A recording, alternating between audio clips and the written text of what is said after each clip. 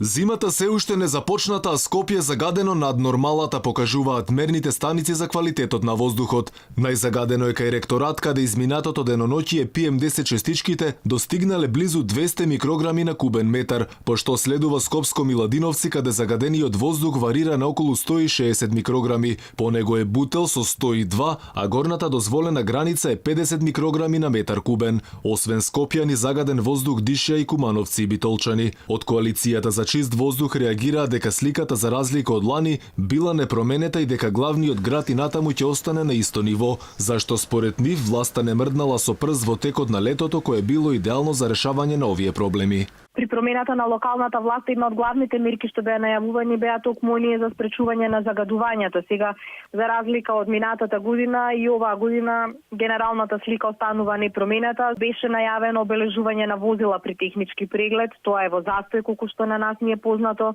Летото за жал го промашивме, летото беше идеално за да се решат дел од овие проблеми, барем да се постават некакви темели врз основа на кои што следните активности во текот на најризичните зимски месеци ќе може полесно да се поминуваат, не го искористија надлежните за жал. Од граѓанските здруженија се жала дека голем дел од мерните станици не работеле и оттаму се правдале дека наводно често се сервисирале. Велат ако проблемот со загадувањето на воздухот не се реши системски, главниот град и целата држава ќе се гушат во смог секоја година и додека се палат диви депонии и никој ништо не презема, инспекциите спијат наместо да прават контроли, велат од коалицијата. Мерните станици кои што во одреден период ни се и единствена релевантна база на информации за како е загадувањето од час во час или во текот на еден ден, во голем дел и не работат, константно се наводно на сервисирање, необјаснливо снемува понекогаш податоци од нив, продолжуваат се работа диви погони, гледаме чадови, необјаснливи горење на диви депонии.